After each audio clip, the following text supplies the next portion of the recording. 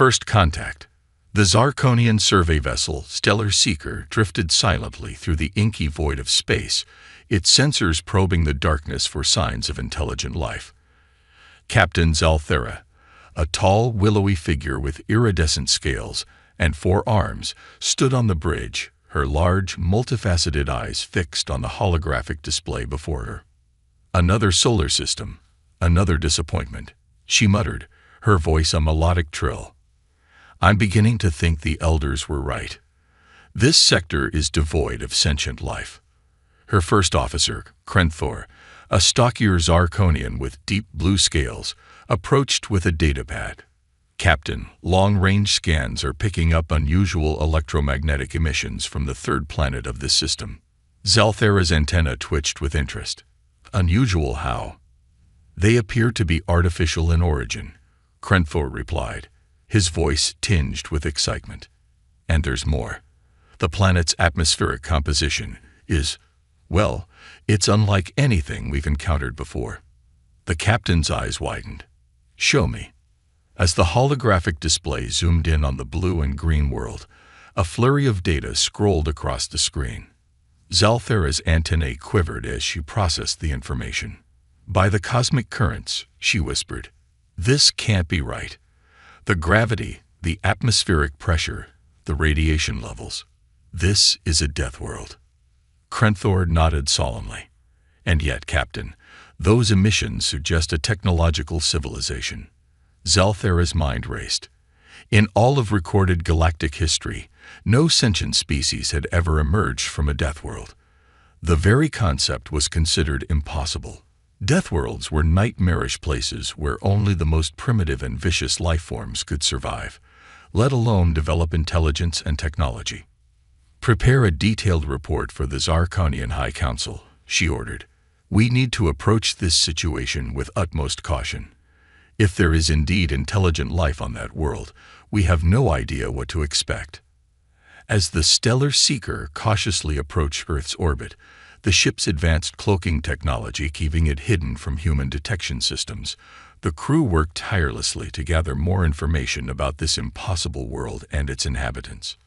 Meanwhile, on the surface of the planet, in a nondescript government building in Washington, D.C., Dr. Elena Rodriguez sat bolt upright in her chair, her eyes fixed on the computer screen before her. As the lead scientist for the Search for Extraterrestrial Intelligence (SETI) program, she had spent years sifting through the cosmic noise, searching for any sign of intelligent life beyond Earth. Now, her persistence had finally paid off. Holy shit, she breathed, her fingers flying across the keyboard. This is it. This has to be it. The anomalous signals she had detected were unlike anything of terrestrial origin. They were too regular, too purposeful to be natural phenomena. With trembling hands, she reached for her phone to call her superiors. As news of the potential alien presence spread through classified channels, the world's governments scrambled to formulate a response. The United Nations convened an emergency session, and military forces worldwide were placed on high alert. Back on the Stellar Seeker, Captain Zalthera received the response from the Zarkonian High Council. The message was clear: establish first contact, but proceed with extreme caution. The potential discovery of a sentient death world species was too significant to ignore, but the risks were incalculable. Krenthor, Zalthera called, her voice steady despite her inner turmoil. Prepare a first contact package. We're going to reveal ourselves to these Deathworlders. As the Zarkonian ship decloaked in Earth's orbit, the reaction on the planet's surface was immediate and intense. Military forces around the globe mobilized, fingers hovering nervously over launch buttons. News networks broadcast frenzied reports, religious leaders called for calm or proclaimed the end times, and social media exploded with a mix of excitement, fear, and wild speculation. In the Oval Office, the President of the United States sat surrounded by advisors, his face grave as he considered the weight of the decision before him. The fate of humanity might well rest on how they handled these next crucial moments. Dr. Rodriguez found herself unexpectedly thrust into the center of events, her expertise suddenly invaluable as governments and military leaders grappled with the reality of first contact. As she pored over the incoming data from the alien ship, she couldn't shake a sense of wonder mixed with trepidation. "They're not attacking," she observed, studying the ship's position and energy readings. "They're just waiting. I think they want to talk." The president nodded, his decision made. "Then let's talk. Dr. Rodriguez, I want you on the team that makes first contact. Your knowledge could be crucial in avoiding any misunderstandings." As Earth prepared its official response, Captain Zalthera and her crew watched and waited, their own anticipation building. They were about to make history, to challenge everything the galactic community thought it knew about the development of intelligent life. "Send the greeting package," Zalthera ordered, her voice solemn. "And may the cosmic currents guide us all through what's to come." The message beamed down to Earth, a complex series of mathematical and visual symbols designed to convey peaceful intentions and a desire for communication. As humans worked feverishly to decipher and respond to the alien overture, both species stood on the brink of a new era. The Deathworlders and the star-faring civilization were about to meet, and nothing in the galaxy would ever be the same. Cultural exchange. The first face-to-face meeting between humans and Zarkonians took place in a hastily constructed, hermetically sealed facility on neutral ground, the International Space Station. Dr. Elena Rodriguez stood beside the airlock, her heart pounding as she awaited the arrival of the alien delegation. Despite months of preparation and countless simulations, nothing could truly prepare her for this moment. The airlock hissed open, and Captain Zalthera stepped through, her iridescent scales shimmering under the station's harsh lighting.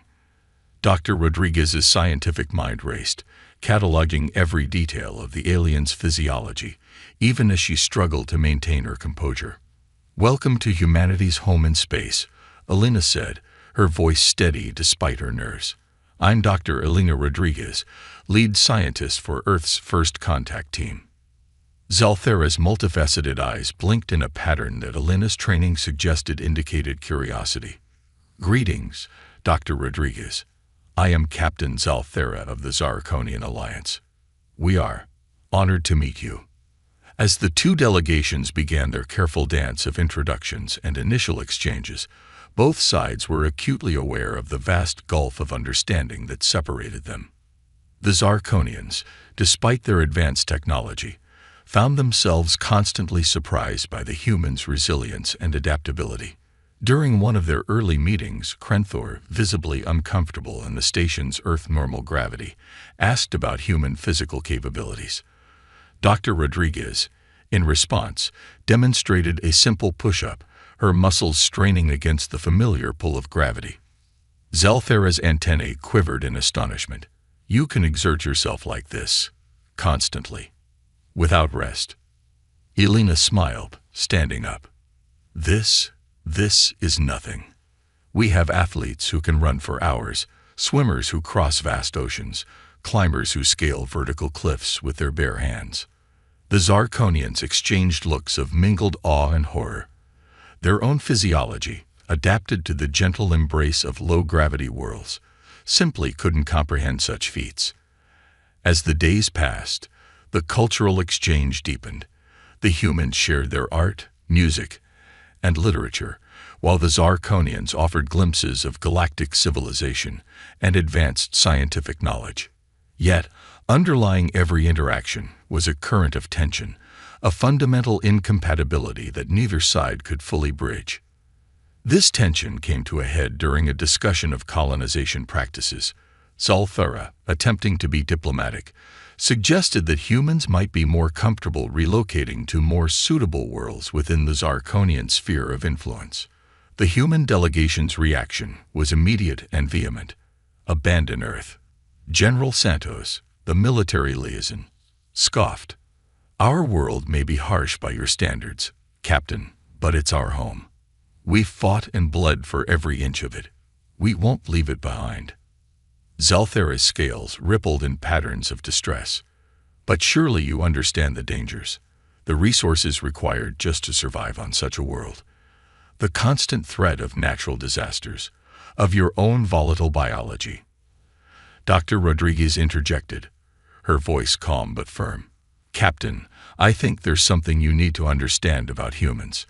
The very challenges you see as insurmountable. They've shaped us, driven us to innovate, to adapt, to overcome. Our death world isn't a prison. It's the forge that made us who we are. The Zarkonian captain fell silent, her alien features unreadable to human eyes. After a long moment, she spoke, her voice tinged with a new respect. Perhaps we have much to learn from each other, Dr. Rodriguez. As the official meetings continued, unofficial exchanges began to flourish. Zarkonian scientists, their initial fear giving way to insatiable curiosity, requested permission to study Earth's ecosystems. In return, human researchers were granted limited access to Zarkonian technology, opening up new frontiers in physics, biology, and a dozen other fields. One Zarkonian xenobiologist, Vexera, became particularly fascinated with Earth's diverse and resilient life forms. Working alongside Dr. Rodriguez, she marveled at the adaptability of terrestrial species. "It's extraordinary," Vexera exclaimed, examining a tardigrade under a microscope. "This microscopic creature can survive in the vacuum of space, in boiling water, in the deepest ocean trenches. It's as if your entire world is populated by miniature Deathworlders." Elena laughed, a sound that still startled the Zarkonians with its suddenness. "Life finds a way," as one of our scientists once said. It's a principle that applies to humans as much as to tardigrades. But even as scientific and cultural exchanges flourished, political tensions simmered. Some human factions viewed the Zarkonians with suspicion, fearing hidden agendas or future invasion plans. Similarly, conservative elements within the Zarkonian alliance argued against too much contact with the dangerous Deathworlders. Captain Zalthera and Dr. Rodriguez found themselves increasingly acting as bridges between their two species, working tirelessly to foster understanding and prevent misunderstandings from escalating into conflicts. During one particularly tense negotiation session, Zalthera surprised everyone by quoting from human literature. "Your Shakespeare once wrote, 'There are more things in heaven and earth, Horatio, than are dreamt of in your philosophy.' I believe we are all living that truth now." The human delegates were stunned into silence, then burst into appreciative laughter and applause. It was a small moment, but a significant one, a sign that genuine understanding and respect were beginning to grow between the two species. As the weeks turned to months, both humans and Zarkonians began to adjust to their new reality. The initial shock of first contact gave way to a cautious optimism about the future. Plans were made for expanded scientific cooperation, cultural exchanges, and even the possibility of human observers visiting Zarkonian worlds. Yet, as Dr. Rodriguez noted in her personal log one evening, challenges remained. "We've made incredible progress," she wrote, "but we're still only scratching the surface of our differences. The Zarkonians still see us as something akin to savages, albeit impressively resilient ones, and too many humans view the aliens as either saviors or potential conquerors. True understanding, true acceptance of our fundamental differences, that's still a long way off." She paused, looking out the window of the space station at the blue marble of Earth below and the star-studded expanse beyond. "But we've taken the first steps. And if there's one thing humans know how to do, it's to keep moving forward, no matter the obstacles. Who knows? Maybe that's the lesson we can teach the galaxy." As she finished her log entry, an alert chimed on her computer. A message from the Zarkonian ship, marked urgent. Dr. Rodriguez's brow furrowed as she opened it, unaware that she was about to be thrust into a crisis that would test the fledgling alliance between humans and Zarkonians to its very limits. The message was brief but chilling. Long-range Zarkonian sensors had detected an unknown fleet approaching the solar system at high speed. The Deathworlders' home was about to face its first extraterrestrial threat, and the galaxy was about to learn just how formidable humans could be when protecting their own. Looming threat. The atmosphere in the United Nations Security Council chamber was tense enough to cut with a knife. Dr. Elena Rodriguez stood before the assembled world leaders, her usual calm demeanor strained as she delivered the news that would change the course of human history. "Ladies and gentlemen," she began, her voice steady despite the weight of her words, "approximately 6 hours ago, our Zarkonian allies detected an unknown fleet approaching our solar system. Based on their trajectory and speed, we believe their destination is Earth." A murmur of alarm rippled through the chamber. The Secretary General leaned forward, his face grave. "Do we have any information about their intentions, Dr. Rodriguez?" Elena shook her head. "Not directly, no. But Captain Zalthera has informed us that the ship configurations match those of a species known as the Vextari. And if the Zarkonian records are accurate, their intentions are unlikely to be peaceful." As Elena continued her briefing, detailing what little was known about the Vextari, a highly aggressive, expansionist species that had carved out a significant empire in a distant sector of the galaxy, the gravity of the situation settled over the assembly like a shroud. Meanwhile, aboard the Zarkonian flagship now in permanent orbit around Earth, Captain Zalthera faced a crisis of her own. Her communication array was alive with urgent messages from the Zarkonian High Council, many of them demanding an immediate withdrawal from the system. "Captain," Krenthor said, his normally stoic voice tinged with concern, "the Council is divided. Many feel we should not risk conflict with the Vextari over an unaligned Deathworld species." Zalthera's scales rippled with a mixture of frustration and determination. "And what do you think, old friend?" Krenthor was silent for a long moment. I think we owe these humans more than abandonment in their hour of need. They may be Deathworlders, but they have shown us nothing but openness and a genuine desire for peaceful cooperation." The captain nodded, a human gesture she'd unconsciously adopted. "Prepare a response to the Council. We're staying." As both species scrambled to prepare for the approaching threat, the true nature of their differences and their strengths came into sharp focus. The Zarkonians, with their advanced technology and deep understanding of galactic politics, provided invaluable intelligence and tactical analysis. Their ships, designed for scientific exploration, but equipped with formidable defensive capabilities, took up defensive positions around Earth. The humans, for their part, showcased the innovative thinking and indomitable spirit that had allowed them to thrive on their harsh homeworld. Military strategists pored over the Zarkonian data, adapting and improving upon alien tactics with a creativity that left their allies in awe. In NASA facilities and makeshift engineering labs around the world, human scientists and engineers worked feverishly to integrate Zarkonian technology with Earth's defensive systems. The learning curve was steep, but the humans attacked the challenge with a fervor that amazed their alien counterparts. During one late-night session, as Dr. Rodriguez collaborated with a team of human and Zarkonian scientists, she noticed Vexera staring at her with an unreadable expression. "Is everything all right, Vexera?" Elena asked, concerned. The Zarkonian xenobiologist tilted her head, a gesture of contemplation. "I'm just amazed. Your people face possible extinction, yet you work with such focus, such drive. There's no panic, no despair. How is this possible?" Elena smiled grimly. "Oh, there's panic all right. But humans, we've lived our entire history on the edge of disaster.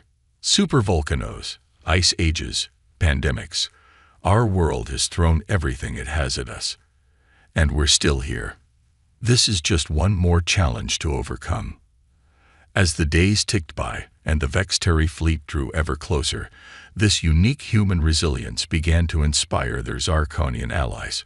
Captain Zalthera found herself quoting human literature in her reports to the High Council, trying to convey the spirit of these remarkable Deathworlders.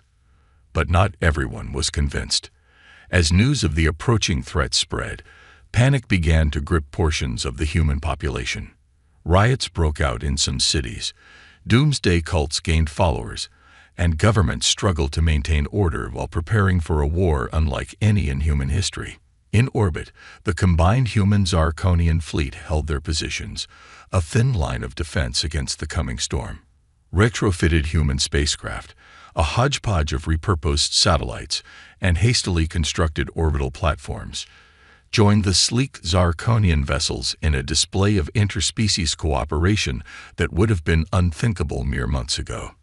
As the estimated time of the Vexteri arrival approached, Dr. Rodriguez found herself back on the International Space Station, now serving as a joint command center. She stood beside Captain Zalthera, both of them gazing out at the blue marble of Earth below. "Your people have achieved so much in so little time," Zalthera said softly. "I've seen spacefaring civilizations with centuries of experience fail to mount a defense half as impressive." Elena nodded, her throat tight with emotion. "We've had good teachers and a lot of motivation." Suddenly, alarms blared throughout the station. On the main view screen, a swarm of angry red dots appeared at the edge of the solar system. The Vexteri had arrived. As the human and Zarkonian commanders rushed to their stations, barking orders and coordinating their forces, Dr. Rodriguez felt a moment of stark clarity. This was it, the moment that would decide the fate of her species, her world, and perhaps the very nature of life in the galaxy. The Vexteri fleet, a terrifying armada of sharp predatory shapes, began to advance into the solar system. Their numbers were even greater than the Zarkonian intelligence had suggested, and for a moment, a wave of despair threatened to overwhelm the defenders. But then, something remarkable happened, all across the Earth, in every nation and every walk of life. Humans looked up at the sky, knowing the threat that loomed above them. And instead of cowering, they stood tall.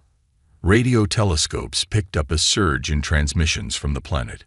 Not panicked farewells, but messages of defiance, of hope, of unwavering determination. In orbit, human pilots strapped themselves into untested hybrid craft, their hands steady on the controls despite the enormity of the task before them. On the ground, engineers and scientists continued to work, seeking any advantage, any innovation that might tip the scales. As the Vexteri approached weapons range, Captain Zalthera turned to Dr. Rodriguez, her alien features set in an expression of grim resolve. "Dr. Rodriguez, Elena, whatever happens next, it has been an honor to know you and your people." Elena nodded, her own face a mask of determination. "The honor is ours, Captain. Now let's show these Vexteri what happens when you threaten a world of Deathworlders." With that, the greatest battle in Earth's history began. The Vexteri struck hard and fast, their technology far beyond anything humanity had ever faced. But they found themselves opposed not just by advanced Zarkonian ships, but by a species tempered in the fires of a deathworld, a people who had clawed their way up from the mud and now stood ready to defend everything they had built. As the first shots were fired, and the darkness of space lit up with the fury of battle, one thing became clear: win or lose, the galaxy would never forget the day it learned the true mettle of humanity. Unlikely alliance. The void of space erupted into a maelstrom of light and destruction as the Vexteri fleet engaged the combined human-Zarkonian forces. Energy beams lanced across the darkness, missiles streaked between the stars, and the very fabric of space-time rippled with the intensity of the conflict.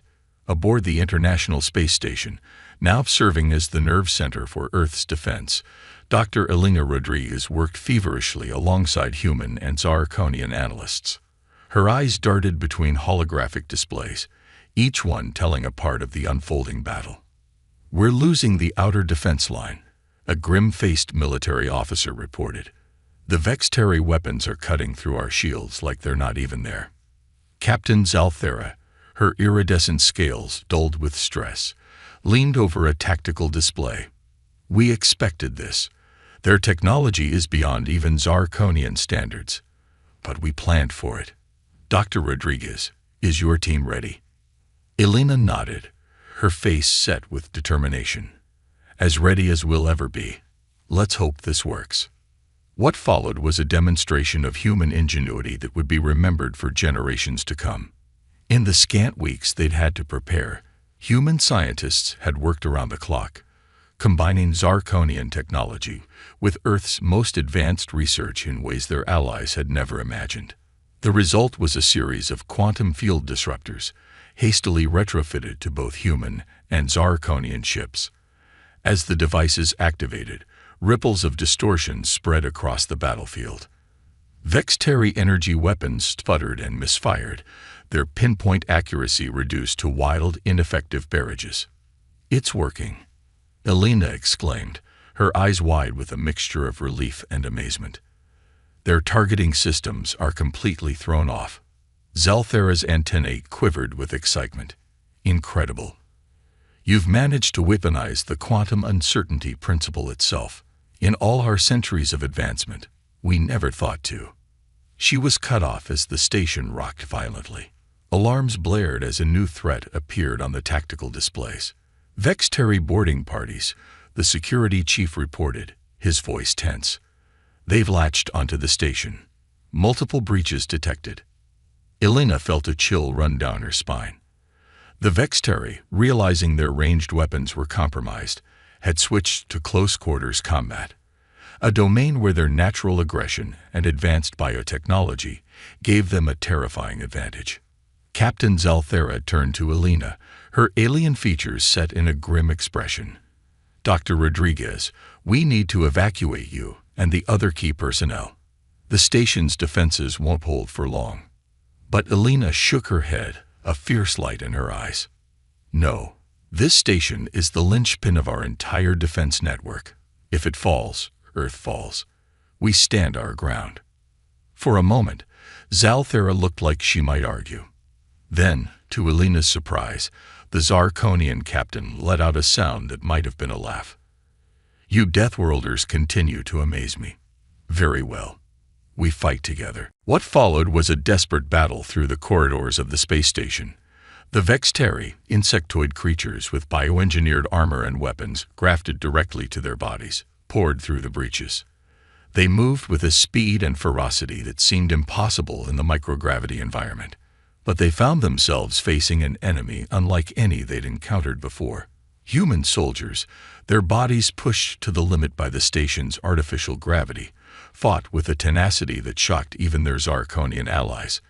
They used the environment to their advantage, repurposing tools as weapons, using maintenance shafts for ambushes, and employing tactics that seemed insane to their methodical foes.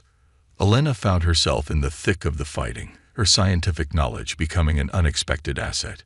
She guided defenders to weak points in Vextari bioarmor, suggested impromptu weapons using the station's equipment, and coordinated with the Zarkonian defenders to maximize their effectiveness. In one harrowing moment, Elena found herself face to face with a Vextari warrior, its mandibles clicking in anticipation of an easy kill. But years of rock climbing as a hobby had given Elena strength out of proportion with her size. She grappled with the creature, using its own momentum to slam it against a bulkhead with bone-crushing force. As the battle raged on, something unexpected began to happen. The Zarkonians, inspired by the humans' indomitable spirit, began to fight with a ferocity they had never known they possessed. Captain Zalthara, in particular, seemed transformed, her usual calm replaced by a battle fury that matched any human warrior. "I think I'm beginning to understand," Zalthara shouted over the din of combat, her energy weapon felling Vextari left and right. "This is what it means to be a Deathworlder, to face impossible odds and refuse to yield." Elena, breathless and battered but unbowed, managed to grin. "Welcome to the club, Captain." As the hours wore on, the tide of battle began to turn. The Vextari, for all their advanced technology and bioengineering, found themselves outmaneuvered and outfought at every turn. Their rigid hierarchy and inability to adapt to the chaos of the station's close quarters became their downfall. Finally, after what seemed like an eternity of combat, the last Vextari boarding party was repelled. The station, battered and scared but still operational, remained in Allied hands. As Elena and Zalthera made their way back to the command center, they were met with a sight that took their breath away.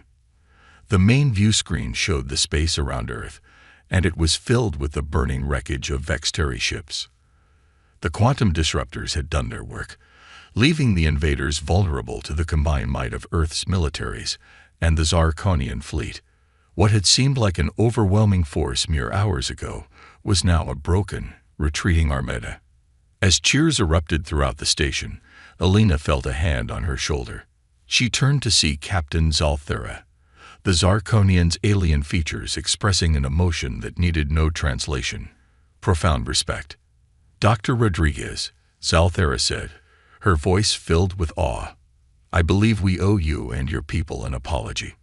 We called you Deathworlders, thinking it a mark of savagery. We never understood that it was the source of your greatest strength." Elena smiled, exhausted but triumphant. "We're just happy to prove we can be good allies, Captain. Though I think Deathworlder might become a badge of honor after today." As the remnants of the Vexteri fleet fled the solar system, humans and Zarkonians alike knew that this was more than just a military victory. It was the forging of a bond between two species, tempered in the fires of battle, and built on mutual respect and understanding. The galaxy had witnessed the rise of a new power, not just humanity, but a union of Deathworlders and Starfarers that promised to reshape the cosmic order. And as Earth celebrated its salvation, the first whispers of a greater destiny began to spread among the stars. But even as victory seemed assured, Elena couldn't shake a nagging worry. The Vexteri had been driven off, yes, but not destroyed. And if there was one thing her Deathworld heritage had taught her, it was that wounded predators were often the most dangerous. This, she feared, was not the end of the conflict, but merely the opening salvo in a much larger war. As if reading her thoughts, Captain Zalthera approached, her expression serious. "Dr. Rodriguez, we've just received a transmission from the Zarkonian High Council. They're concerned about the implications of this battle. They want us to return immediately for a full debriefing." Elena nodded, understanding the unspoken message. The political ramifications of this conflict were just beginning to unfold. And Earth? What about our alliance? Zalthera's antennae twitched in what Elena had come to recognize as a sign of determination. "That, my friend, is what we must fight for next. The battle for Earth may be over, but the battle for humanity's place in the galaxy, that's just beginning." As they turned to face the view screen, the blue marble of Earth hanging serenely against the star-studded backdrop of space, both human and Zarkonian knew that the greatest challenges and the greatest opportunities still lay ahead. A new galactic order. The great hall of the Galactic Conclave buzzed with an energy unlike anything seen in its millennia-long history. Representatives from 100 spacefaring civilizations murmured amongst themselves, their voices a cacophony of clicks, whistles, and rumbles. At the center of it all stood Dr. Elena Rodriguez, the first human to address this august body. Elena took a deep breath, feeling the weight of her entire species resting on her shoulders. Beside her, Captain Zalthera offered a reassuring nod, her iridescent scales shimmering under the hall's ethereal lighting. "Representatives of the Galactic Conclave," Elena began, her voice steady and clear. "I stand before you not just as an envoy of Earth, but as a voice for all the worlds you've dismissed as too harsh, too dangerous, too uncivilized to join your community of stars." A ripple of unease passed through the assembled aliens. Many had argued against even allowing a Deathworlder to address the conclave. "For too long, the galaxy has lived in fear of species like mine," Elena continued. "You've called us savage, unpredictable, dangerous. And perhaps in some ways, you were right. We are the children of a world that tried to kill us every step of our evolution. We've faced extinction a dozen times over and emerged stronger each time." She paused, her gaze sweeping across the hall. "But what you fail to understand is that this crucible of evolution didn't just make us strong or resilient. It made us innovative, adaptable, and above all, empathetic. We know the value of cooperation because without it, we would have perished long ago. Captain Zalthera stepped forward, her presence causing a stir among the Zarkonian delegation. Esteemed colleagues, I stand with the humans not out of obligation, but out of profound respect, and yes, friendship. I've seen firsthand what these Deathworlders are capable of. They took our technology and, in weeks, adapted it in ways we never imagined. They faced an enemy that outmatched them in every way, and through sheer determination and ingenuity, they prevailed. A holographic display flickered to life, showing footage from the battle against the Vexteri. The assembled representatives watched in awe as human pilots performed maneuvers that seemed to defy physics, as hastily modified weapons turned the tide of an impossible battle. But more than their martial prowess, Zalthera continued, I've been struck by their capacity for peace. Even in the midst of a war for survival, they never lost sight of their desire for peaceful coexistence. They fought not for conquest, but for the right to join this community of stars as equals.